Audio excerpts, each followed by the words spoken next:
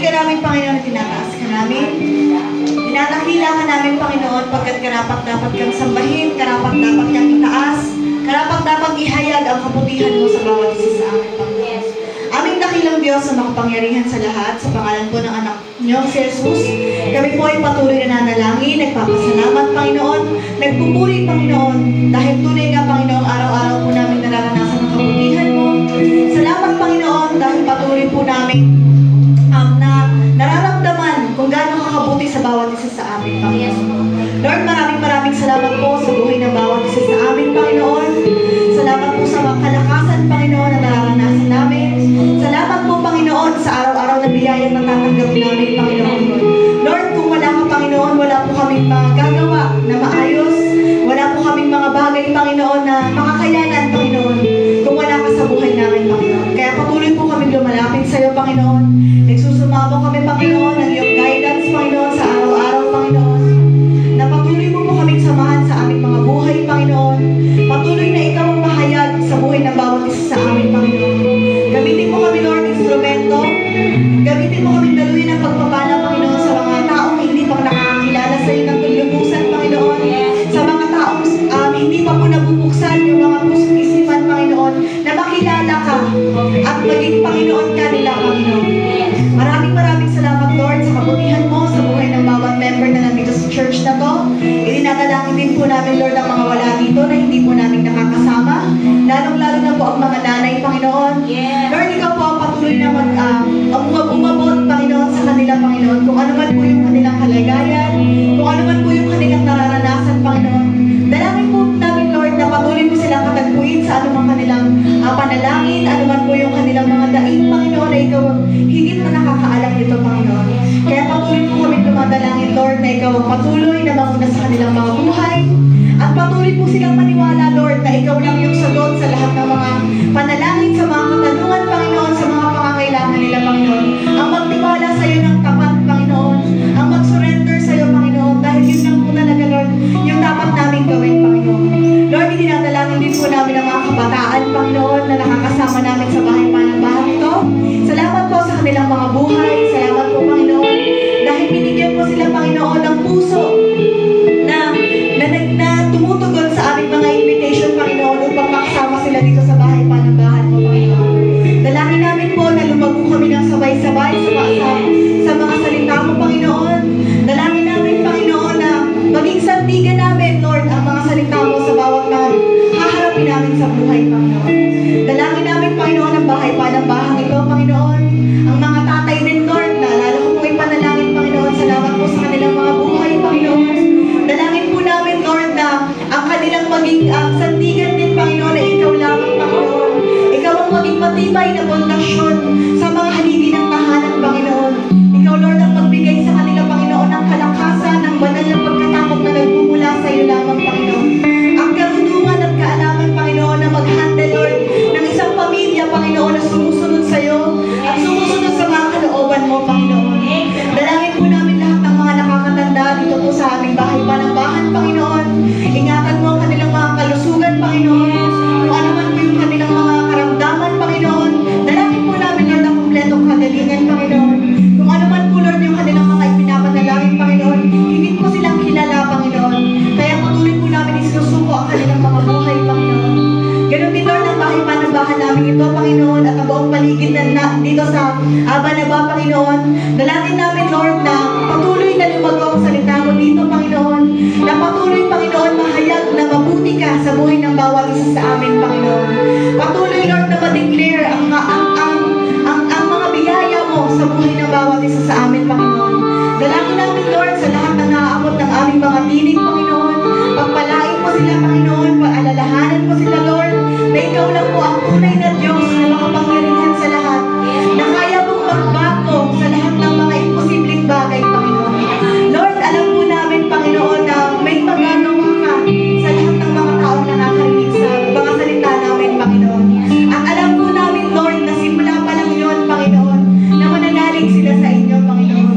Kaya dalangin po namin, Lord, na patuloy ka pong magpakilala pa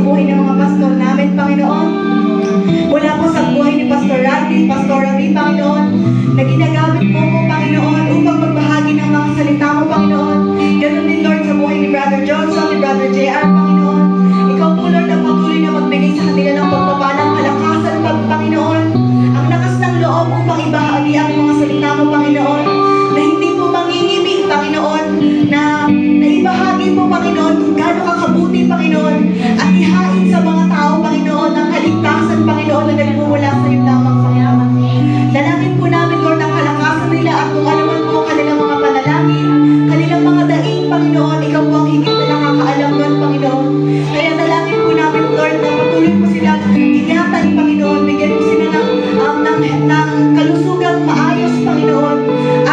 At nawa, Panginoon, ay marami pang mga taong maabot gamit ang kanilang mga buhay, Panginoon. Dumadalangin din po ako, Panginoon, sa bansang Pilipinas, Panginoon. Maraming salamat, Lord, sa bansang Malaya na nagpupuri sa'yo. Bansang Malaya na maipahayag, Panginoon, na mabuti ka sa bawat isa sa amin, Panginoon. Patuloy mong ingatan ang bansang ito, Panginoon. At patuloy mo din po, Panginoon, i-bless ang mga namumuno nito, Panginoon. Mula sa pinakamataas hanggang sa pinakamababang kamulungan, Panginoon. Ikaw, Lord, ang patuloy namin inaasahan, Lord, na mag-guide sa bawat isa sa kanila, Panginoon. Dalangin po namin ang pagkakaisa na nagmumula sa iyo, Panginoon. Karunungan at kaalaman na nagmumula sa iyo, Panginoon. Kung paano po ang pamamalakad na maayos at tama na nakalulugod sa iyong harapan, Panginoon. Lord, walang imposible sa iyo, Panginoon. Dahil makapangyarihan ka, Panginoon. At naniniwala at nagtitiwala po kami sa iyo, Lord. At dinadalangin din po namin, Lord, ang mga bansang karating namin, Panginoon. Kung ano man po, Lord, yung kanilang mga nararanasan, mga krisis, Panginoon, mga gera, Panginoon. Lord, alam po namin, Panginoon, na lahat yun ay nakasulat sa mga salita mo, Panginoon.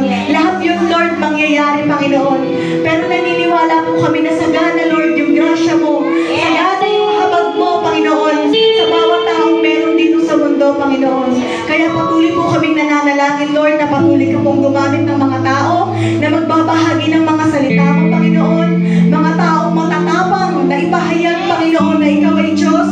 Ikaw ay makapangyarihan. At ikaw lang ang may kakayanan tumubos ng anumang kasalanan. At ikaw lang ang may kakayanan makapagligtas ng buhay ng bawat isa, Panginoon. Dalangin namin, Panginoon, na matagnan mo ang bawat isa sa amin, nagising at mainit sa pagpupuri at pagsamba sa iyo at sa pananampalataya sa iyo, Panginoon. Lord, tunay na nananabik ang bawat isa sa amin, Panginoon. Tunay na alam namin, Lord, na hindi po nasasayang yung mga pagpapagal namin dito sa mundo, Panginoon. Dahil lahat ng ito, Panginoon, ay darating yung araw na ma-recognize mo, Panginoon. Hindi masasayang, Lord, yung mga oras na meron kami inaalay sa iyo, Panginoon. Lord, maraming salamat, Panginoon, at tinataas ka namin, Panginoon, dahil dakila at makapangyarihan ka, Panginoon. At nararapat lang na itaas ka, nararapat lang na sambahin ka, Panginoon. Maraming salamat po sa pangalan ni Jesus. Amen. Amen.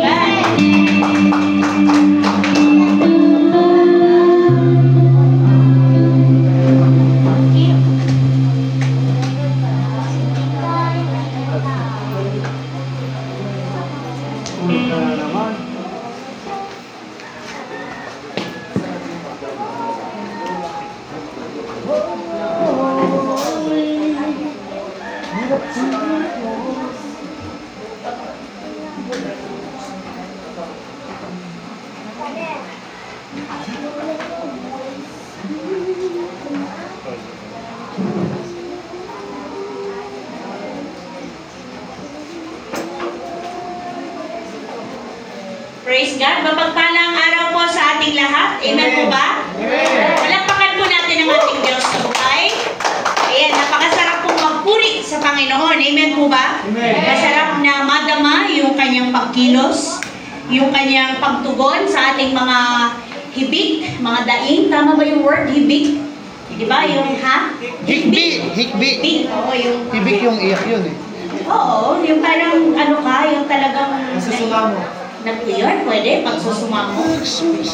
Nagsusumamo ka na ipinapahayag mo na wala kang ibang aasahan, lalapitan, pagkukunan ng lakas, kundi siya lang. So may mga kapatid po tayo na wala sa ngayon, kagaya ni Sister Fel. Wala siya, nasa...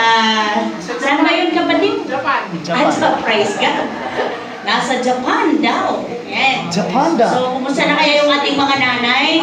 Okay naman sila, pero wala sila ngayon. Bakit kaya? Dahil ba umambon? Dahil ba umulan? Salamat, na bigyan nyo ba ng pasalamat ang Diyos? Na ganun siya kabuti, na nababalansin niya yung panahon? Pag sa tinding init, no? Medyo pinalamig niya yung ating pakiramdam. Hindi ganun katindi yung ulan. Medyo binasa niya lang yung mga nagkaroon ng hamog. Tama po ba? At medyo lumamig yung hangin. Yan.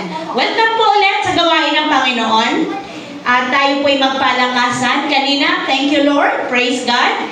Marami po yung mga naka-memorize na ng ating vision and mission. Napaka-ikli nga naman yan.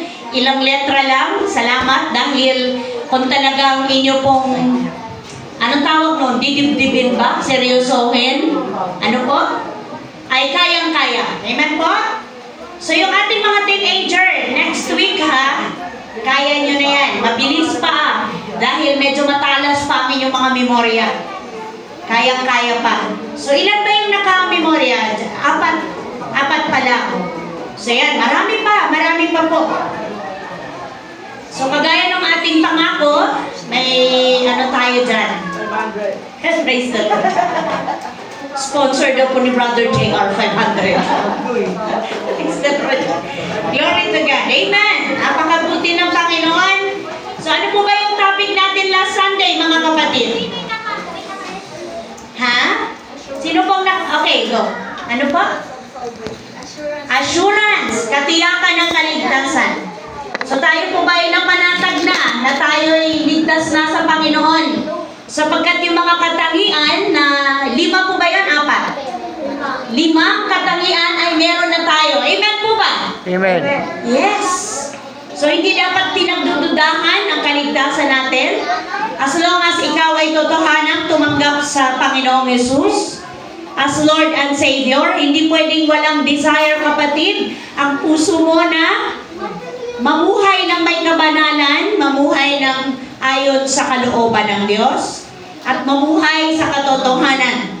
At hindi pwedeng walang makitang bunga. Amen po ba? Amen. Meron talagang bunga ang iyong kaligtasan, kapatid, sa Panginoon. May makikitang bunga, pagbabago, at meron pong makikitang ikaw mismo, yung tawag nito, makakaalam nito na nakakaunawa ka na ng salita ng Diyos, kaya mo nang intindihin, higit sa lahat, na-apply mo na ang word ng ating makapangyarihang Diyos. So tayo po ba'y nakalagpas sa mga problema?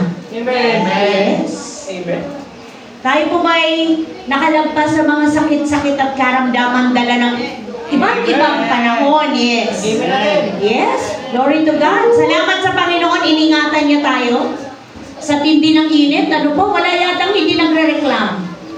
Wala yatang hindi nakaka-apekto o nakakatanggap ng matinding epekto ng init. No? Sobrang init. Hindi biro. Pero salamat sapagkat nandito tayo ngayon. Patunay na ang ating Diyos ay tapat. Ang ating Diyos ay mabuti. Hello mga bata. Hello. Pwede bang makinig muna? Mamaya na po tayo magkwentuhan. Dito muna sa salita ng Diyos. Palakasin natin, pakainin ang ating spirit sapagkat ito po ang dahilan kung bakit tayo nandito. Basahin po natin ang word ng Panginoon. Saan po tayo magbabasa ngayon? Sa aklat ng English? English, praise God. Tayo po tayo mga kapatid ko sa faith. Tayo po ay magbasa ng word ng malakas ayon sa ating monitor.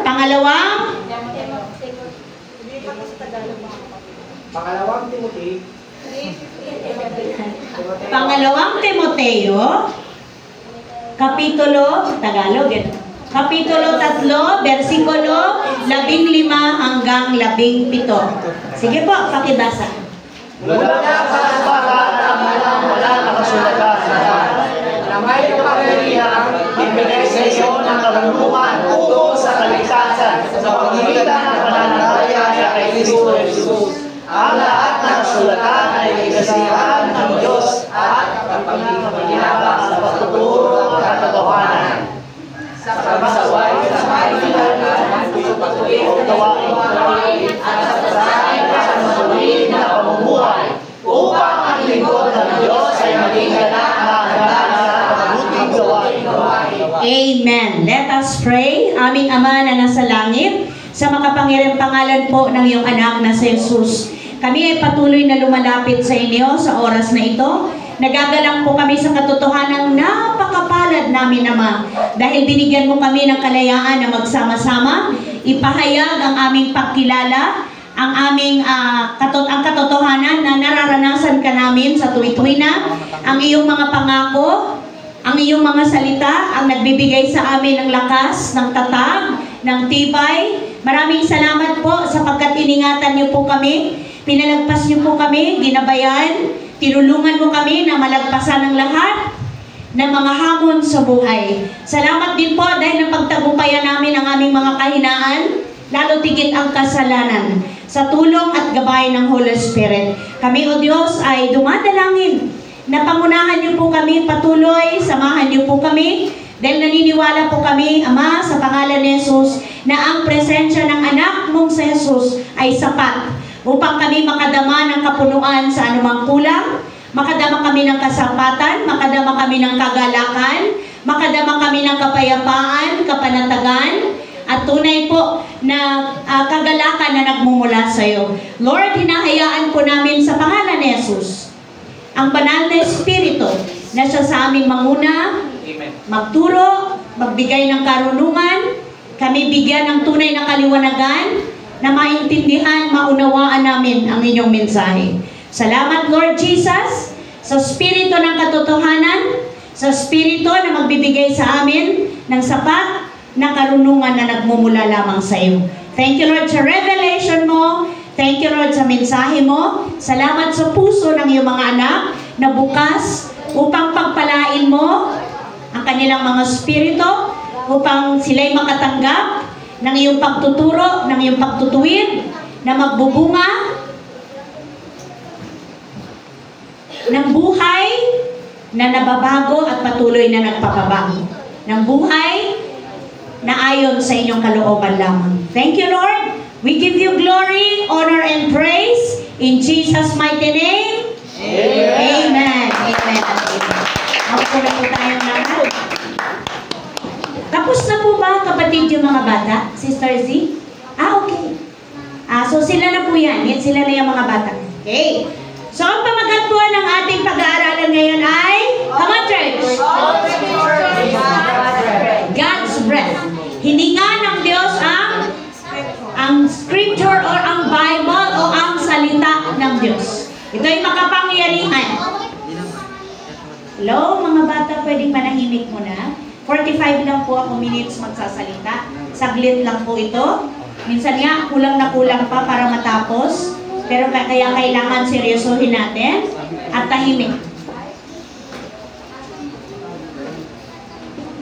Okay, so ang sabi dito sa ating pag-aaral, ito yung sulat ni Apostle Paul kay Timothy. Si Timoteo ay anak ni Paul sa faith, tama? Isa sa naging bunga ng pagtuturo ni Apostle Paul that time ng kapanahunan ng mga disciple. Sabi niya, mula sa pagkabata, alam mo na ang banal na kasulatan ay may kapangyarihang magbigay sa iyo ng karunungan tungo sa kaligtasan sa pamamagitan ng pananampalataya kay Kristo Jesus. Hindi lahat sa atin ay naging mapalad kagaya ni Timothy na mula pagkabata ay alam na ang word. Tama ba? Although may iilan sa atin na lumaki sa pamilyang Kristiyano na. Tama? Meron dito, like Sister Sally, tama po ba? Nakwento niya na kayong mga magulang Kristiyano na. Sino pa ba? Si Pao, praise the Lord. Sino pa? Sister Kim, di ba? Lumaki din sila. Sister Giselle, Christian na rin ba? Ang parent mo, hindi. Lola. Si Brother JR. Sino pa? Sister Z. Tama? Sister Z talaga, dahil late pa. So sila JR, kasama nila Pao din. Pero mga parang kinder, tama? Mga 5 years old ba? Elementary na. Si Pao kasi talagang kinder pa lang. Ay hindi pa nga eh. Parang 3 years old na. Uso pa nun yung film showing. Yung hinugod ka sa dilim ng mga palabas. Di ba? Yung humahayo kami, ang gamit pa namin yung type owner jeep ni Tita Nancy. Iniiwan lang namin ni Brother John si Pao sa jeep. Natutulog lang siya doon habang kami ay uso pa noon, yung mga strategy doon ng pag-share ng gospel, may palabas. Yan. Papalabas ng Thank you. Mga drama na totoong nangyari, mga patutoo din. Minsan, ang mga gumaganap din ay mga artistang totoo, pero hindi totoong nangyari sa kanila, pero dinadrama nila. Ina-acting nila yung mga nabagong buhay dahil sa gospel. So after nun, magpipreach na yung pastor ng Gospel of Salvation at magpapatanggap. So kaya yung ilan sa atin naka-experience talaga no, may iba't iba tayong encounter sa Panginoon, di ba? Yung iba, matanda na talaga nung nakakilala sa Panginoon. Yung iba naman during ng kanilang school days, di ba? Yan sila ari sa panahon nila ngayon. Di ba? Meron na sa high school. Mahilig ang aunts ano tawag nun?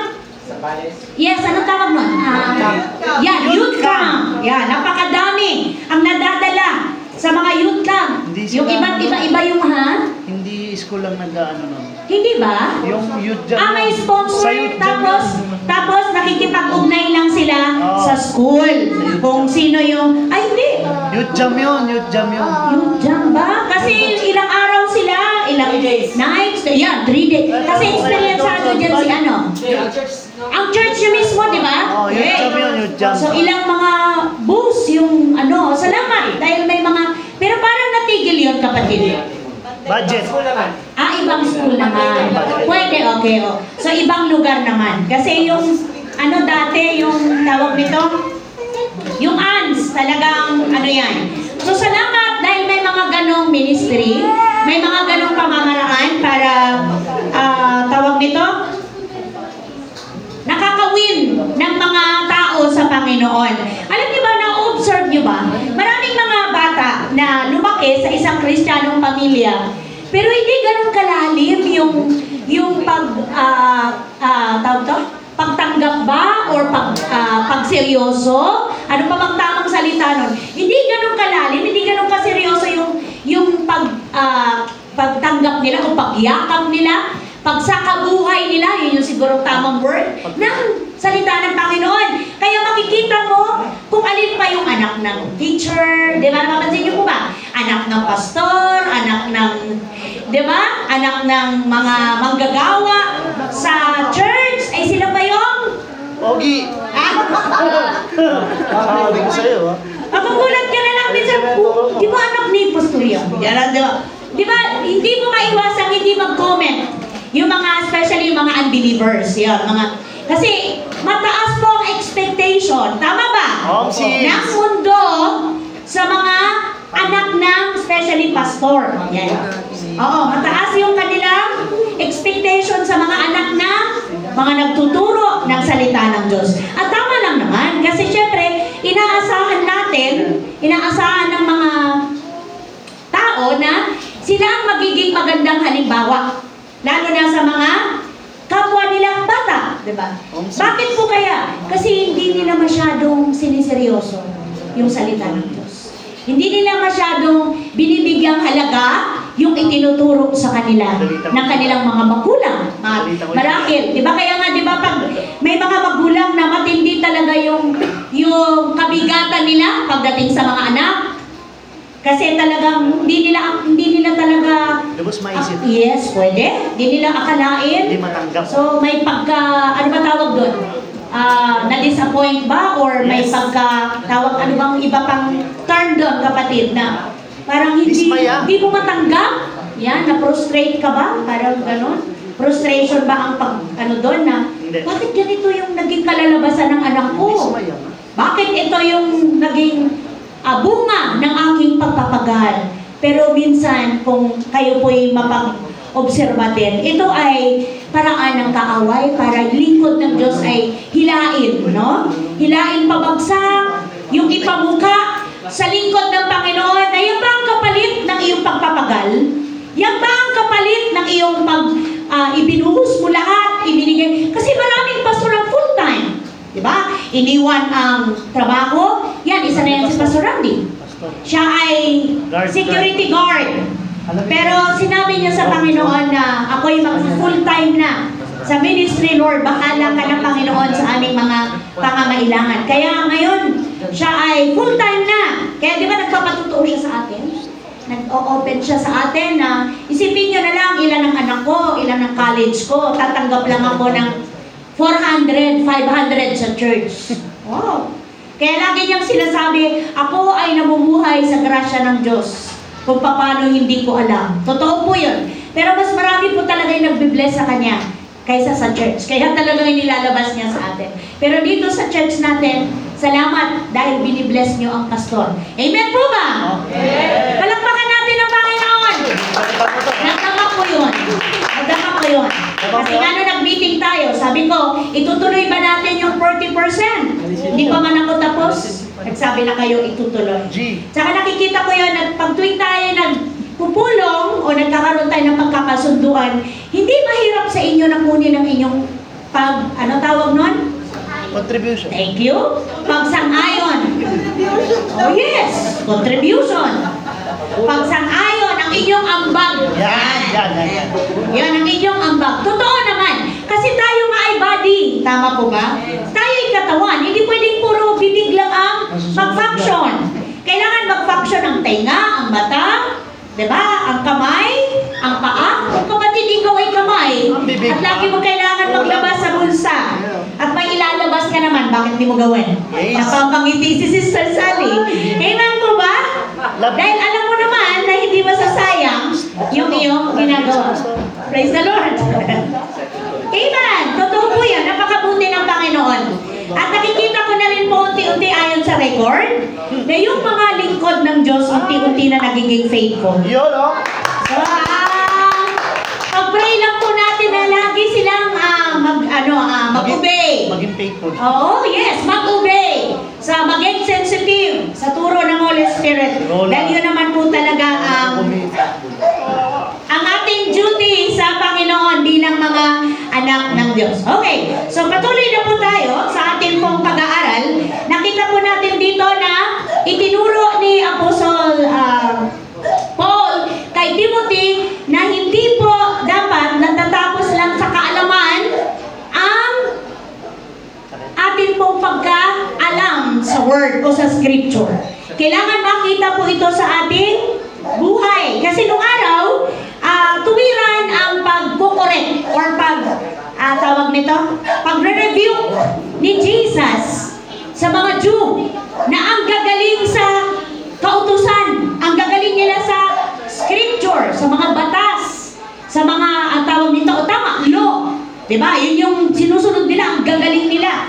Mahilig silang magbantay sa mga ginagawa mong mali at ibabalik sa'yo. At kung kapanahon ni Jesus, nung siya'y nagtuturo, lagi nilang hinahanapan ang ating Panginoong Jesus ng paraan kung paano siya maparatangan o mabigyan ng kaso laban sa kautusan. Tama po ba? Kaya, kaso wala. Mas matalino kaya mga tao. Pag nagtuturo si Jesus, dahil ang sabi nila, wow! Grabe! Nakakamangha ang taong ito pag nagturo. Hindi kagaya ng mga Pharisees. Hindi kagaya ng mga Jew na nagtuturo ng batas. Na huwag kayong gumawa nito, huwag niyong gawin to, huwag niyong kainin to, di ba? Okay, ang sabi niya sa John chapter 5, meron ba? Ano yan? 1 chapter, ano yan kapatid? Verse 39. Sabi ng Lord, sinasaliksik ninyo ang mga kasulatan. Ang kausap niya dito mga Jew. Tingnan niyo mga kapatid. Sinasaliksik ninyo ang mga kasulatan sa pag-akalang doon ninyo matatagpuan ang buhay na walang hanggan. Kasi masyado silang devoted. Tama ba yung word ko? Devoted sila sa turo ni Moises. Oo, nandun lang sila. Nakatingin sila doon sa, ano ba yung kasulatan nun? Huwag kang mangangalunya, huwag kang papatay, huwag kang magnakaw, huwag kang magsinungaling. Ano pa ba yung iba doon? Pero yung huwag kang sasamba sa Diyos-Diyosan, tinatalunan nila. Tinanggal nila. Okay, ang sabi dito, ang mga kasulatang iyan ang magpapatotoo tungkol sa akin. So hindi nila naintindihan na yung binabasa nilang kasulatan o ang kanilang sinusunod na batas, ito ang Scripture, ang salita ng Diyos, hindi nila maunawaan kailanman na may tinutukoy doon o mga tinutukoy doon ay about Jesus. Hindi, kasi ang laki nilang, masyado silang, anong tanto? Stricto, hirap na magbigkas ha. Okay pa naman sana yung ano ko, bakit? Masyado silang nakaano doon sa mga law, sa mga batas. So amin dito, sabi ni Jesus, ngunit, sa 40, ngunit ayaw naman ninyong lumapit sa akin upang kayo'y magkaroon ng buhay. Nakita niyo yung kaibahan? Bakit ito itinuro ni Jesus? Kasi may mga taong napakagagaling sa Bible, di ba? Kabisado, cover to cover, from Old Testament to New, pero kumusta ang buhay? Sila itong magagaling maghusga, tama po ba? Sila itong magagaling makakita ng mali ng tao? Oo. Eh si Jesus, ganun ba? Hindi. Naalala niyo yung babaeng nahuli ng pangangalo niya? Ang gusto ng mga taong nakapaligid, gawin, i-apply kung ano yung nasinabi ng batas. Na pag nahuli mo sa akto, ang babaeng yan, batuhin hanggang sa mamatay. Yun ang parusa. Nung araw, dapat nga maibalik yun eh. Yung mga anak na lumalabas tangan sa magulang, batuhin hanggang mamatay. Diba? Pero wala na ngayon yan. Anong practice ngayon? Paluin mo lang ang anak, may tatawagan na. Anong tatawagan niya? 911. 911 agad, bantay bata agad. Diba? Tulpo. Iba na ang batas. Tulpo na, ayan o. Tuplix. Kaya imbis na ang mga bata magkure, ang tataas. So silang marurunong, matimaan na. Okay, kaya ang sabi dito ng Lord, hindi kayo lumalapit sa akin. Ayaw nilang magpabago, magpasakop sa totoong may kapangyarihan o pinagmulan ng batas, ng kautusan, ng scripture, ng Bible. Ayaw nila nun. Gusto lang nila, alam nila yung word, magaling sila sa debate, tama po ba? Pag tinanong mo kung ano yung mga saan matatagpuan, ang galing, mapapahiya ka. Kasi alam nila kung saan yung makikita, matatagpuan. So, balit, kumusta ang pag-apply nito sa kanilang buhay? So, ang layo. Ang sabi ng Lord, ngunit ayaw niyong lumapit sa akin na ako ang pinagmumulan o nagbibigay ng buhay. Totoo ba yan? Yes. At anong sabi ng Lord? John 1:1. In the beginning was the Word, and the Word was God, and the Word was with God, and the Word was God. Yan. Sa Tagalog, sa pasimula, Ay naroon na. oo. Salita ay kasama ang Diyos at salita ay ang Diyos. So nakita natin ang katotohanan na hindi pwedeng paghiwalayin ang salita at ang Diyos. Meaning, si Jesus ay isa. Nagkakaintindihan ba mga bata? So powerful ba ang word? Yes. Dahil powerful ang name ni Jesus. So siya rin nagbibigay buhay. Sabi niya sa John chapter 1 verse 4. Anong sabi doon sa 4? Nasa kanya ang buhay at ang buhay. John chapter 1 verse 4. Go church! Ilaw ng sangkatauhan. Amen. Na kay Jesus lang. Kaya nga sabi ng Lord, ang galing-galing niyo sa mga batas. Ang galing-galing niyo sa mga pagsunod sa mga law o sa batas. Pero ayaw niyo magpasakop sa totoong pinagmumulan ng batas. Sa totoong pinagmumulan at nagbibigay ng buhay, walang iba kundi ang Panginoong Hesus lamang. Bakit? Kasi sabi na, ayoko dyan. Maraming bawal. Ayoko dyan. Hindi pwede yung aking mga lifestyle. Hindi pwede yung aking nakasanayan. Ayaw nilang magbasa ng Bible. Bakit ayaw magbasa ng Bible?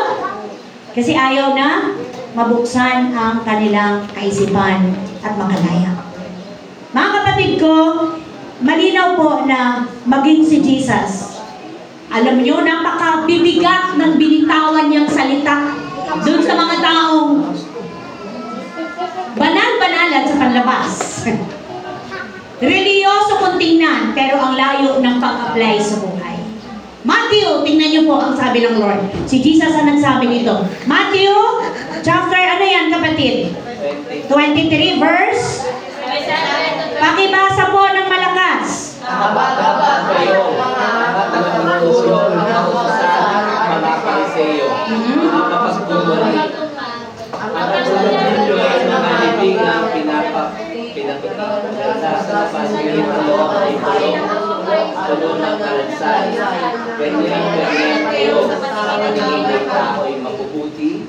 Ngunit ay punong-puno kayo ng pagkakamali at kasamaan. Totoo po ba yun? Totoo yun, di ba? Uy, punta ako ng church. Talaga namang nakabarong. Tama naman yun. Okay na. Pero kumusta yung buhay mo mula Monday to Saturday? Sabi ng Lord, kahabag-habag kayo, mga tagapagturo ng kautusan at mga pareseyo. Mga mapagkunwari, yun ang tawag ng Lord. Ang katulad niyo yung mga libingang pinaputi. O, di ba? Totoo nang punta kayo sa sementeryo. Di ba? Tuwing punta natin, pinapaganda yung Lapida. oo, yung Nitso. yung mismong oo. Nitso. Pero magaganda ang labas, sabi ng Lord. Ngunit ang loob ay bulok at puno ng kalansay.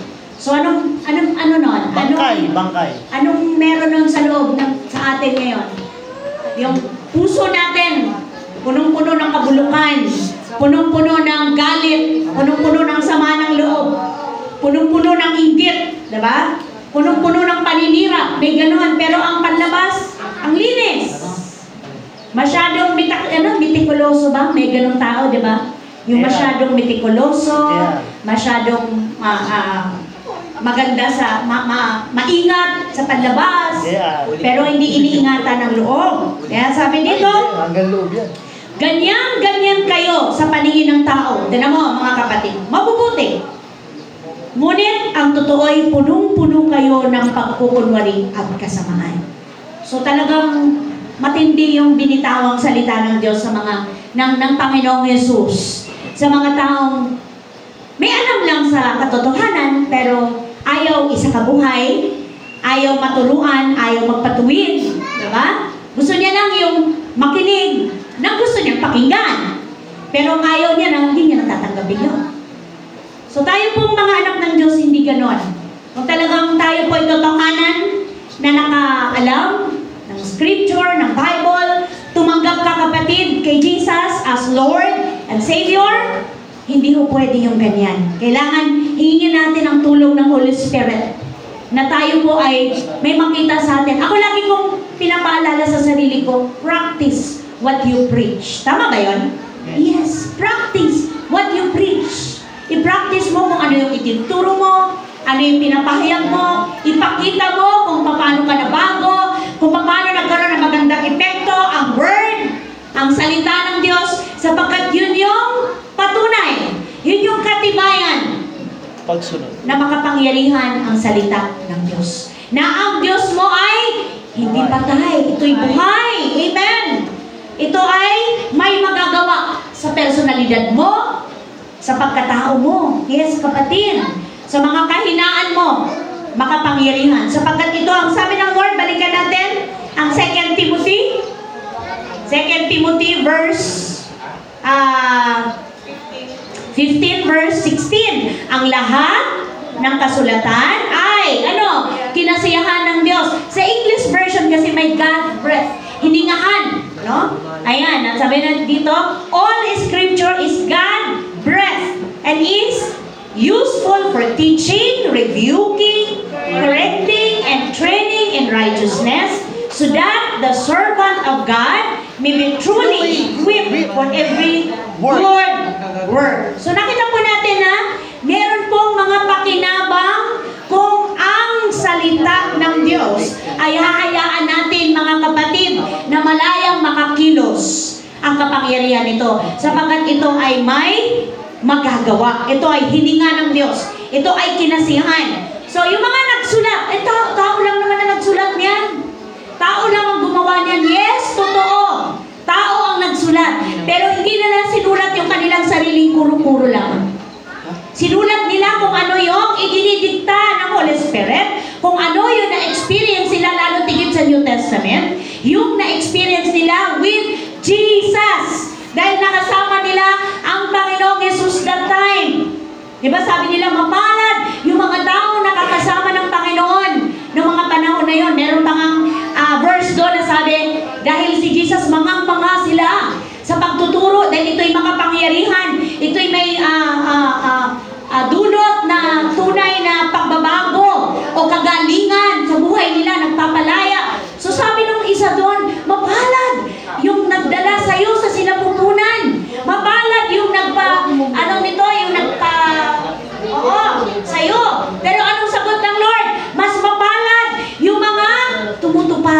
ng salita ko. Mas mapalad kayo na hindi kayo nakakita pero nananampalataya. So sino yon? Tayo yun, mga kapatid. Naranasan or nakita mo ba si Jesus? Hindi. Pero naranasan mo, tama? Na-experience mo yung bisa ng Word. Amen po ba? Yun yung nagdadala sa'yo kung paano ka mag-pray, ng seryoso, ng totohanan, ng hindi kailangan i-memorya, na hindi kailangan pinaplano, kundi kung ano yung laman ng puso mo. Ito yung nagdadala sa'yo sa totohanang pagpupuri, totohanang pagsamba sa Diyos, na hindi mo kailangan mangimi or mailang or mahiya. Diba? Dahil alam mo na yung ginagawa mo, makakaabot sa iyong manlilikha, sa iyong Savior, sa makapangyarihang Diyos na karapat-dapat tumanggap ng kapurihan at kaluwalhatian. Mga kapatid, makikita po natin sa ating pag-aaral yung katotohanan kung ang taong ito, kung tayo ay tao sa puso, ang ating pananampalataya sa salita ng Diyos, dahil ito ang magmumulat sa Kanya. Number one, kung totoo ha, dahil ang word ay God breath. Sabi doon sa ating title, a scripture is God's breath. So, ito ang magmumulat sa iyo tungo saan? Sa katotohanan. Alam nyo, hindi lahat kayang tanggapin na namumuhay ang tao sa kasinungalingan. Totoo yun. Kabilang tayo doon, mga kapatid. Kasinungalingan ng mundong ito. Unang kasinungalingan, hindi ka mabubuhay nang wala siya. Kasinungalingan yun. Hello? Amen po ba? Hindi yun. Walang katotohanan sa bagay na yan. Ang sabi ng John 8:32, makikilala ninyo ang katotohanan. Tama po ba? At ang katotohanan ang magpapalaya sa inyo. So, sino yung makikilala natin? Sino ang katotohanan? Sino po? Go church! Sino ang katotohanan? Si Jesus Christ. Nakilala na natin. Natanggap na natin. So, dapat makalaya ka na, maimulat ka sa katotohanan ikaw ay walang ibang kailangan kundi ang Panginoon. Ikaw ay nangangailangan, higit sa lahat kung nangangailangan ang iyong katawan, ang iyong tiyan, ng pagkain literal, physical, mas nangangailangan ang iyong soul ng pagkain spiritual. Yun ay ang scripture na hiningahan ng Diyos. Dahil ito ay makapangyarihan. So next verse, sabi niya sa Efeso, meron po ba? Aklat ng Efeso, chapter ano yan kapatid? Chapter 2, tama po? 11? Ha? Kaya't alalahanin ninyo ang dati ninyong kalagayan. Kayo'y ipinanganak ng mga hintil at di tuli. Ang tawag sa inyo ng mga Hudyo. Ang mga Hudyo naman ay tinatawag na mga tuli dahil sa ginawa sa kanilang katawan. Noong panahon ngayon, hiwalay kayo kay Kristo, hindi kabilang sa bayang Israel. At hindi saklaw ng tipan na nakabatay, tama nga ba? Kabatay sa mga pangako ng Diyos. Sama po ba? Nooy nabubuhay kayo sa mundo ng walang pag-asa at walang Diyos. 13. Ngunit ngayon dahil sa inyong pakikipag-isa kay Kristo Jesus, kayo na dati malayo na inilapit sa pamamagitan ng dugo ni Kristo, sapagkat si Kristo mismo ang nagbigay sa atin ng kapayapaan dahil sa pinag-isa niya ang mga Hudyo at mga hintil. Nakita niyo po? Sa pamamagitan ng kanyang katawan, giniba niya ang pader ng alitan na naghihiwalay sa atin. Thank you, kapatid. At next, pinawalang bisa niya ang ano? Ano ang pinawalang bisa ng Panginoon?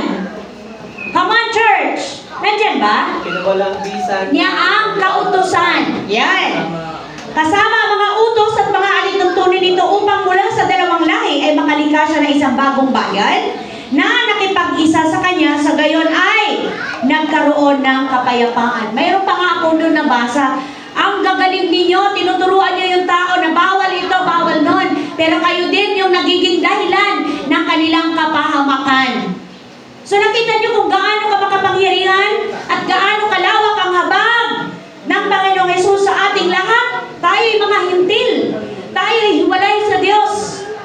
Ang Panginoong Hesus ay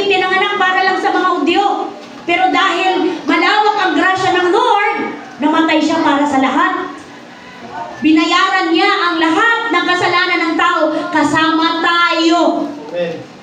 Kaya salamat. Salamat sa Panginoon. Wala na tayong kailangan gawin. Dati ang dami natin kailangan sundin. Napansin niyo po yun? Napakarami natin kailangan sundin, ingatan, gawin para tayo makalapit sa Ama. Ngayon, ginawa niya na lang dalawa, di ba? You shall love the Lord your God with all your heart, with all your soul, and with all your strength. At ano yung pangalawa? You shall love your neighbor as yourself. So yung 10 Commandments, wow, praise the Lord. Kasi pag sinabi mo nga naman, mahalin mo ang Panginoon ng buong puso, buong isip, hindi ka nasasamba sa Diyos-Diyosan. Tama?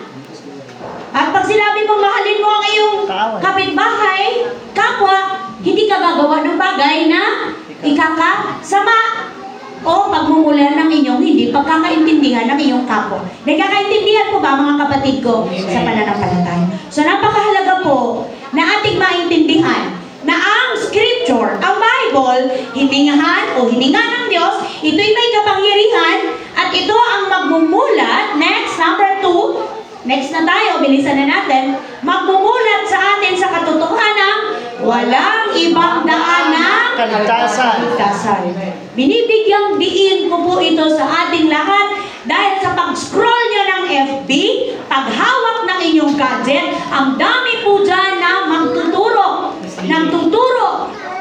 na pwede kang malito, pwede kang makapag-isip, pwede kang madaya, thank you. Dahil ang dami yung turo.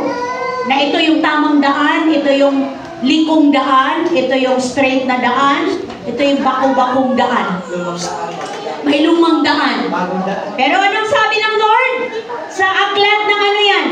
Acts or gawa? Tinanong ang kapatid, sa Kanya lamang matatagpuan ang kaligtasan. Bakit po? Sapagkat walang ibang pangalan sa buong daigdig na ibinigay ng Diyos sa mga tao pang tayo ay maligtas. Kaninong pangalan lamang? Jesus. Hindi ng Grace from Heaven Church. Kaya pag nagturo ang sino man dito, nasabihin dito na kayo, sa Grace, ito lang ang totoo, ito lang maliligtas, magsiuwian na kayo. Parang awa nyo na. Oo. At ipag-pray nyo na maging ano. Kasi hindi po, ito lang si Jesus lang. Si Jesus lang ang daan sa kaligtasan. Bakit daw po? Next verse. Next, Timothy, sapagkat, go church, iisa ang Diyos, iisa ang tagapamagitan sa Diyos, at sa mga tao. Sino to? Ang tao si Kristo Jesus. Amen. Si Jesus Christ. Ang lahat ng kasalanan. Ang katotohanan nito ay natunayan sa takdang panahon. Amen. Next verse. Alam nito lahat. Prinsesa, John 14:6. Sumagot, I am the way. Amen. O, dito sumagot si Jesus, ako lang ang daan. Sabi pa niya, sino ba nagsabi mo? Lagi kong naririnig, si Brother Dia, gas-gas na. Pero nakikita niyo ba kung gaano ka makapangyarihan tong word na to? Amen. Kung gaano kalalim yung gustong maintindihan ng Panginoon sa kanya mga tinuturuan, kung saan-saan kayo pumupuntang daan. Kung saan-saan kayo pumupuntang, di ba? Shortcut. Wala namang iba. Sino lang? Si Jesus lang. Para makapunta saan? Sa Ama. Na siyang layunin ng lahat o gusto ng lahat ng tao mapunta sa Ama. Amen. So kailangan mo lang kapatid si Jesus. So kung ikaw ay totohanan at ikaw ay tao sa puso na tumatangkilik sa word, hindi ka manlilihis sa katotohanan yan. Amen? Sapagkat ikaw ay namulat na walang ibang daan tungo sa kaligtasan, ang Panginoong Jesus lang. So makatanggap ka man ng ibang doktrina, ibang turo, hindi mo ka agad-agad tatanggapin. Amen? Andun agad ang pagsabi, Lord, tulungan mo ko mag-stand sa truth. Amen po ba? Mag-stand sa truth. Nasabi mo, ikaw lang ang way. Walang ibang name na ibinigay para sa ikaliligtas ng tao, kundi ang name ni Jesus lang. Hindi pangalan ng grupo na sikat, hindi pangalan ng sekta, ng church, mega church, pa bang tawag dyan? Hindi tayo magbabanggit o super mega church. Hindi po, ang Panginoong Hesus lang. Pangatlo, ang power, ang scripture ay nagmumulat sa atin sa kamalian. May next pa po ba yan, kapatid? Nagmumulat sa atin sa kamalian? Ano ba yung sabi doon? Last. Tama po ba? Okay, anong sabi dyan? Tama yun, tama. Okay. Go! Anong verse? Anong ano natin? Supporting verse. Hebrew. Ha? Hebrew. Meron ba? Supporting verse natin sa aklat ng Hebrew. 12. Chapter 12. Bigay mo kay mama. Nalimutan na ba ninyo? Swap. Kunin mo. Ano na siya, nagloban. Wala naman, kapatid. Praise. Nalimutan na ba ninyo? Ano sabi diyan sa Hebrew? Nalimutan na ba ninyo ang panawagan ng Panawagan ng Diyos sa inyo bilang mga anak? salitang nagpapalakas ng loob, anak ko, huwag mong baliwalain ang pagtutuwid ng Panginoon at huwag kang panghinaan ng loob kapag ikaw ay dinidisiplina niya. Nalimutan na ba ninyo ang panawagan ng bilang mga anak? Next po. Sapagkat dinidisiplina ng Panginoon ang mga minamahal niya. Ano yung next? At pinapalo. Kaya alam nyo, biblical ang word ng palo. Napansin nyo ba na merong ayaw ng word na palo? Di ba kasi minsan, nagsasalita tayo dito na ako'y hindi lang basta pinagpala. Ako po ay nakaranas ng pagpapalo, pero na-question tayo lang, di ba? Oo, di ba? Biblical. So pag may nag-correct, maghanap kayo kagad. Kaya nga ito yung mainam pag nagbabasa kayo ng word. Andito po, nandyan sa Hebrew. At pinapalo ang itinuturing niyang anak. Tiisin ninyo ang lahat ng hirap tulad ng pagtutuwid ng isang ama. Dahil ito'y nagpapakilalang kayo'y tinatanggap ng Diyos bilang tunay niyang mga anak. Sinong anak ang hindi dinidisiplina ng kanyang? Ama. Next, kung ang pagdidisiplina na ginagawa sa lahat ng anak ay hindi gagawin sa inyo, hindi kayo ano? Kundi kayo mga anak? Sa labas. Ayoko pong maging anak sa labas, gusto ko sa loob. Hindi ba dinidisiplina tayo ng ating mga magulang? Ang dahil dyan ay iginagalang natin sila. Hindi ba't upang tayo mabuhay, mas nararapat na tayo'y ano po? Pasakop sa Diyos na ating Ama sa Espiritu. Sa loob ng maikling panahon, dinidisiplina tayo ng ating mga magulang para sa ating ikabubuti. Gayon din naman, itinutuwid tayo ng Diyos sa ikabubuti natin upang tayo maging banal tulad niya. Malinaw po ba? Malinaw. Na ang salita ng Diyos ay magtutuwid. Habang tayo tinutuwid, hindi tayo natutuwa. Tama ba? Ano nagiging reaction ng mga anak ng Diyos pag dinidisiplina? Naging ng peace. Ngunit pagkatapos nyon, mararanasan natin ang kapayapaang bunga ng pagsasanay sa matuwid na pamumuhay. Kadalasan pagka tinutuwid ka, sumasama ang loob, nagagalit, nagmamaktol, nagtatampo. Thank you, kapatid, nagtatampo, umaalis sa church, di na nagpapakita, sinagre-rebelde. Ayoko na dyan. Okay. So next verse, Kawikaan, meron ba? 15. Ang marunong makinig sa paalala ay mayroong unawa at mabuting pasya. Ipinapahamak ang sarili ng ayaw makinig sa pangaral, ngunit ang nagpapahalaga sa paalala ay nagdaragdag ng kaalaman. So ang word ng Panginoon ay punong-puno ng paalala, pangangaral.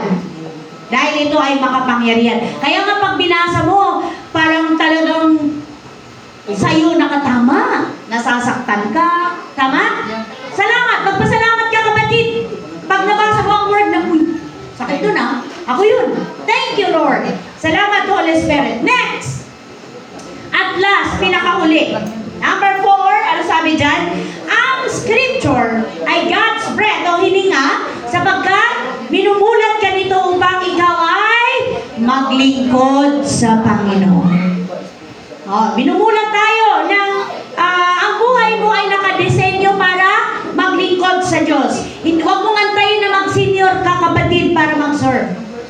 Dahil sabi nila, ang pagiging makadiyos ay sa mga matatanda lamang. Hindi po totoo yun. Mapalad kayong mga bata pa. Mapalad kayong mga... Dahil kayo ang mga masamyong handog pa sa Panginoon, ang inyong mga kabataan. Kaya magpatuloy. Anong sabi niya? Sa aklat ng... Meron ba? Pilipos. Anong sabi sa Pilipos? Gawin ninyo ang lahat ng bagay na wala reklamo at pagtatalo upang kayo maging mga ulirang anak ng Diyos, matuwid at walang kapintasan sa gitna ng salimutang panugtog at masama. Sa gayon, magsisilbi kayong mga ano? Ilaw sa kanila, tulad ng mga bituing nagniningning sa kalangitan habang ipinapahayag ninyo ang salita nagbibigay buhay. Sa gayon, sa araw ni Kristo ay maipagmamalaki kong, sabi ni Apostle Paul, hindi nawala ng kabuluhan ng mga hirap at pagod ko sa inyo. So tayo po ay nire-ready ng Lord. Kaya pag ikaw ay beginner pa lang, di ba? Kung totohanan mong ninanamnam, ina-absorb ng heart mo ang Lord, hindi pwedeng wala kang desire na mag-serve sa Lord. Pag nakakakita ka dito, balang araw ako din, mag-gitara, asa na yung piano? Asa na si Giselle? Asa na si piano? Mag-bass, mag-drums. Kapatid, ini-encourage ko lang. Mas maganda yung nandito kasi makakapag-aral, hindi lang kayo. At magkakaturuan. Kasi, inaaral pa lang siya. Tapos, tawag sila pag medyo alam na pa. Okay. Ang sabi sa 1 Corinthians 15:8, ano sabi? Kaya nga mga minamahal kong kapatid, magpakatatag kayo at huwag matinag. Maging masipag kayo palagi sa paglingkod sa Panginoon dahil alam naman ninyong hindi masasayang ang inyong pagpapagal para sa Kanya. Now, marami ba ako makakasama sa Saturday? Ay, walang sumagot. Amen! Diba yung mga bata, nag-amen? Sinong bata nag-amen dyan? Aba? Oo. Mamimigay tayo ng flyers. Amen! Mag-evangelize tayo. Sama mo to. Simulan natin doon sa gate ng Panama. Papunta rito. Hanggang doon sa tuktok. Ano pa kadaming bahay doon? Diba kapatid, mga youth? Diba marami doon sa lugar ninyo? Maraming bahay doon, tabi-tabi, sa kasulok-sulukan. Uulitin ko, may makakasama ba ako sa Saturday? Marami kayo nag-amen ha? So mga kapatid ko sa pananampalataya, sa atin pong pagtatapos, iwanan ko pang challenge. Ang sabi dyan, ngayon, ito'y alam na ninyo mga kapatid, dapat kayo mag-ingat, huwag kayong mailigaw ng mga tao walang sinusunod na batas. Sa gayon, walang sinusunod na batas. Sa gayon, hindi kayo matitinag sa inyong mabuting kalagayan. Sa halip, anong sabi? Patuloy kayong lumago sa kagandahang loob ng ating Panginoon at tagapagligtas na si Jesucristo at sa pagkakilala sa Kanya, sa Kanyang kaluwalhatian, ngayon at magpakailanman. May nakita akong recap. Magmumulat sa katotohanan. Magmumulat sa katotohanan. Walang ibang daan na kaligtasan. Walang ibang daan. Minulat sa kamalian. Minulat upang maglingkod sa Panginoon. Minumulat sa kasang. Diba yung grade 1, magaling magbasa. Kaya magmumulat. Ito po yung ating natutunan ha. Kaya pag nag-review, dapat iyan ay dala-dala nyo pa rin. Ang natutunan natin, ang salita ng Diyos ay, sabi doon, all scripture is God's breath. Dahil, number 1, minumulat ka nito sa katotohanan. Number 2, nagmumulat ito sa katotohanan ng walang ibang daan ng kaligtasan. Number 3, ang salita ng Diyos ay iniingahan upang imulat ka sa kamalian. At pinakalas, minumulat ka nito upang maglingkod sa Panginoon. Naintindihan ba? Palakpakan natin ang Diyos na buhay. Glory to God. Let us pray. Aming Ama na nasa langit, Diyos na makapangyarihan sa lahat.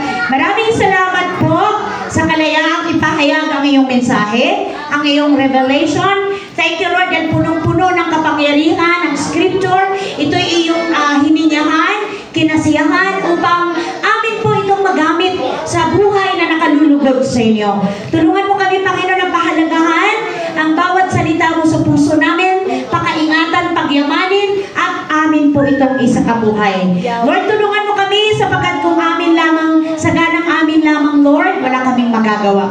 Pero salamat sa gabay, patnubay, at tulong ng Holy Spirit, lahat ng bagay ay amin pong magagawa. Panginoon, kayo po ang kumumpleto ng mensaheng ito sa puso ng iyong mga anak. Sa iyo ang mataas na papuri, pagsamba at pagluwalhati in Jesus' name.